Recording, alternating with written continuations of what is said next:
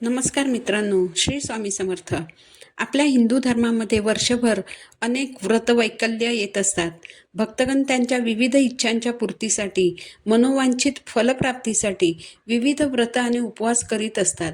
भक्तांच्या मनोकामना पूर्ण करणारे असेच एक व्रत म्हणजे जया एकादशीचे व्रत.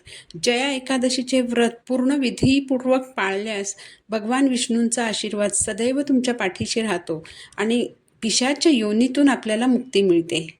एकादशी ही तिथी श्रीहरी विष्णू भगवंतांना समर्पित असते. एकादशीला हरीचा ध्वज किंवा हरीचा वार असेही म्हटले जाते. एकादशी कोणतीही असो, एकादशीचे व्रत आणि त्यांचे नियम हे दशमी तिथीपासूनच सुरू होतात. येत्या 8 फेब्रुवारी 2025 रोजी शनिवारी आहे जया एकादशी. ही एकादशी मनोकामना पूर्तीसाठी खूप खास मानली जाते. पंचांगानुसार जया एकादशी माघ महिन्याच्या शुक्ल पक्षात 11व्या तिथीला येते. खरं तर एकादशी या तिथीला श्रीहरी विष्णू भगवंतांचे पूजन केले जाते. परंतु जया एकादशीला श्रीहरी विष्णू भगवंतांबरोबरच देवांचे देव महादेवांचेही पूजन केले जाते. असं मानलं जातं की या दिवशी श्रीहरी विष्णू भगवंत व देवाधिदेव महादेव यांचे एकत्रित पूजन केल्यास आपल्या सर्व मनोकामनांची पूर्तता होते, व्यक्तीच्या सर्व कष्टांचा नाश होतो.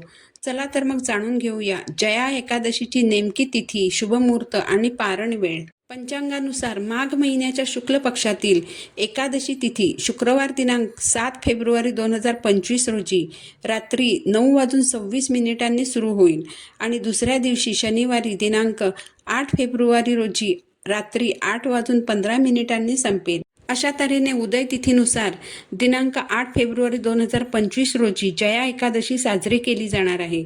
रविवारी द्वादशी तिथीला दिनांक 9 फेब्रुवारी 2025 रोजी सकाळी 7:04 ते 9:17 या वेळेत आपल्याला व्रताचे पारण करायचे आहे, म्हणजेच आपल्याला उपवास सोडायचा आहे. हे व्रत 3 प्रकारे केले जाते. एक म्हणजे निर्जला व्रत, दुसरे म्हणजे फलाहार ग्रहण केला जातो आणि तिसरे म्हणजे फक्त पाणी पिऊनच हे व्रत केलं जातं. निर्जला व्रत हे फक्त पूर्णपणे स्वस्थ असलेल्या व्यक्तींनीच करायला हवे. शक्य नसल्यास फलाहारी व्रत करावे. जया एकादशीच्या दिवशी सकाळी लवकर उठावे, पाण्यामध्ये गंगाजल मिसळून स्नान करावे. यानंतर विष्णूचे ध्यान करून उपवासाचे व्रत घ्यावे. या दिवशी श्रीहरी विष्णूंचे योग्य प्रकारे पूजन केल्यास आपल्याला गुरुदोषापासून मुक्ती मिळते व सुख आणि सौभाग्य प्राप्त होते. जया एकादशीच्या दिवशी आपल्याला श्रीहरी विष्णूंची पिवळ्या रंगाच्या वस्तू वापरून घरच्या घरी विधिवत पूजा करायची आहे. यासाठी सर्वप्रथम एक लाकडी पाट घेऊन त्यावर पिवळ्या रंगाचे वस्त्र अंथरावे. प्रथम दीप प्रज्वलित करून दिव्याला हळद कुंकू वाहून दिव्याची पूजा करावी. श्रीहरी विष्णूंची मूर्ती असेल तर त्या मूर्तीवर अभिषेक करावा. श्रीहरी विष्णूंची मूर्ती नसेल तर बाळकृष्णाच्या मूर्तीवर अभिषेक करावा. अभिषेक करताना श्री विष्णवे नमः या मंत्राचा जप करावा. पाटावर थोडेसे तीळ ठेवून त्यावर मूर्ती स्थापित करावी. श्रीहरी विष्णूंना चंदन किंवा केशराने तिलक करावे. पिवळे वस्त्र, पिवळी फुलं आणि पिवळी फळं अर्पण करावीत. मंजुळासहित तुळस अर्पण करावी. याबरोबरच माता लक्ष्मीच्या मूर्तीवर देखील अभिषेक करून लक्ष्मी मातेची पूजा करावी. माता लक्ष्मीला हळद कुंकू, अक्षदा अर्पण कराव्या. लाल फुलं अर्पण करावीत. यामुळे दाम्पत्य जीवनात सुख राहते. सकाळ संध्याकाळ प्रभू विष्णूंचा बीजमंत्र ओम नमो नारायणाय नमः या मंत्राचा जप करावा. तुळशीच्या माळेवर ओम नमो भगवते वासुदेवाय नमः या मंत्राचा जप करावा.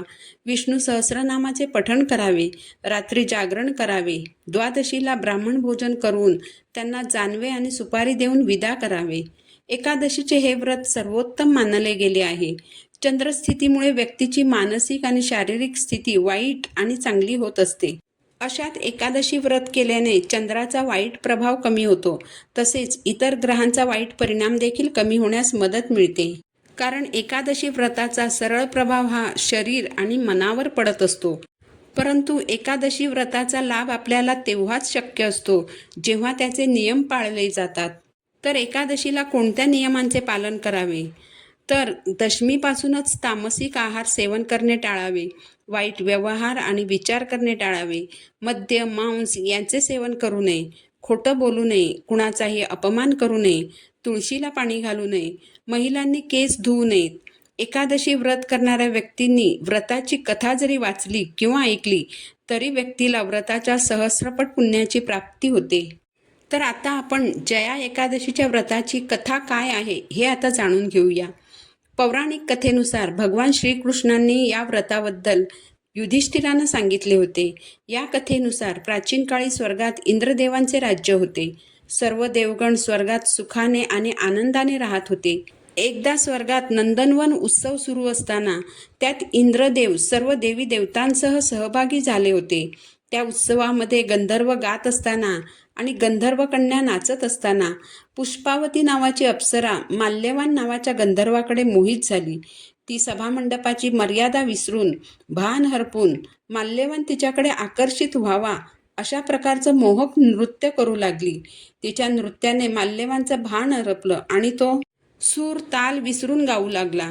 त्या दोघांच्या चुकांमुळे इंद्रदेव क्रोधित झाले आणि त्यांनी त्या दोघांना पृथ्वीवरील अतिशय वाईट असलेल्या अशा पिशाच्य योनीत जाण्याचा शाप दिला. शापाचा परिणाम म्हणून दोघे पिशाच्य योनीत जन्माला आले आणि हिमालयातील एका वृक्षावर राहू लागले. यावेळी त्यांना खूप त्रास सहन करावा लागला. एक क्षणही त्यांना निद्रा येत नसे. या त्रासामुळे दोघे फारच दुःखी होते.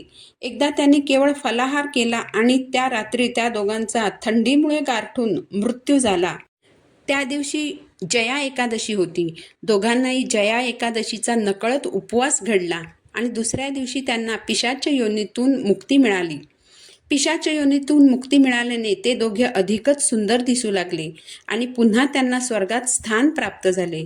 जेव्हा इंद्रदेवांनी दोघांना तिथे पाहिले तेव्हा आश्चर्य वाटून त्यांनी त्या दोघांना त्यांच्या मुक्तीबद्दल विचारले. तेव्हा त्यांनी भगवान विष्णूंच्या जया एकादशीचं व्रत आणि त्या व्रताचा हा महिमा असल्याचं सांगितलं. यावर इंद्रदेव प्रसन्न झाले आणि म्हणाले, तुम्ही विष्णूंचे भक्त असल्याने मला तुम्हा दोघांबद्दल आदर आहे, म्हणून तुम्ही स्वर्गात आनंदाने वास्तव करू शकतात. अशा प्रकारे जे जया एकादशीचं व्रत करतात त्यांना पिशाच्य योनीतून मुक्ती मिळते आणि त्यांच्या पापांचा नाश होतो. जया एकादशी दिवशी जर आपण काही विशिष्ट उपाय केले तर आपल्या जीवनातील सर्व दुःखे नष्ट होतात. तर या दिवशी कोणते उपाय करावेत ते आता आपण जाणून घेऊया. 1. जया एकादशी दिवशी गोमातेला चपाती, हरभरा आणि गूळ आवर्जून खाऊ घालावे. यामुळे भगवान विष्णूंची आपल्यावर असीम कृपा होते आणि माता लक्ष्मी सदैव आपल्या घरामध्ये वास करते. 2. जया एकादशी दिवशी श्रीहरी विष्णूंबरोबरच माता लक्ष्मीचीही पूजा करावी. लक्ष्मी माता ही धनाची देवी आहे. माता लक्ष्मीला लाल फुलं अतिप्रिय आहेत, म्हणून लक्ष्मी मातेला 11 लाल फुलं अर्पण करावीत. यामुळे आपल्या घराकडे धन आकर्षित होते, घरात सुख समृद्धी येते. 3. लक्ष्मी मातेची पूजा करताना मूर्तीला गुलाबाचं अत्तर लावावं, हळद कुंकू अर्पण करावं. यामुळे माता लक्ष्मीचा कृपाशीर्वाद सदैव आपल्या पाठीशी राहतो. वैवाहिक जीवनातील समस्या दूर होऊन दाम्पत्य जीवन सुखी होते. 4. या दिवशी तुळशीची पाने मंजुळासहित माता लक्ष्मी आणि श्रीहरी विष्णूंच्या चरणी अर्पण करावीत. 5. या दिवशी श्रीहरी विष्णूंच्या चरणी थोडीशी हळद अर्पण करावी. यामुळे धन संपत्तीत वाढ होते. जया एकादशीच्या दिवशी तांब्याच्या तांब्यामध्ये गंगाजल घेऊन त्यामध्ये 7 बेलपत्र टाकावीत. नंतर देवळात जाऊन गंगाजल नंदीच्या चरणांवर अर्पण करावे आणि बेलपत्र शिवलिंगावर अर्पण करावीत. यामुळे शारीरिक आणि मानसिक व्याधींपासून मुक्तता मिळते आणि आरोग्य चांगले राहते. 7.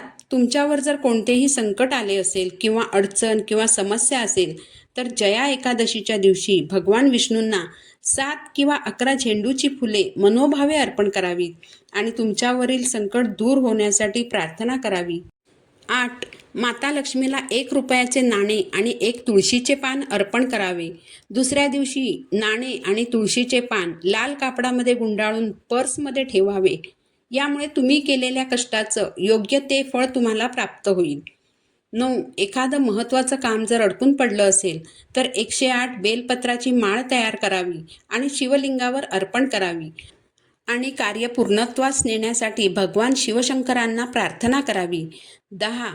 तुळशीची वाळलेली काडी घेऊन त्यावर कलावा गुंडाळावा आणि तुपात बुडवून प्रज्वलित करावा. यामुळे माता लक्ष्मी आणि भगवान विष्णू प्रसन्न होतात.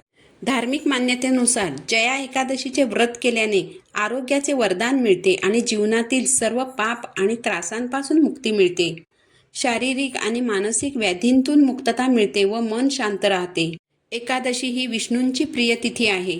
या दिवशी उपवास जरी केला नाही तरीही विष्णू सहस्रनामाचे पठण किंवा श्रवण करणे, विष्णूंना भक्तिभावाने तुळस वाहणे किंवा गरजू लोकांना यथाशक्ती दान करणे, या गोष्टी जरी आपण केल्या तरी एकादशीचे पुण्य पदरात पाडून घेता येते.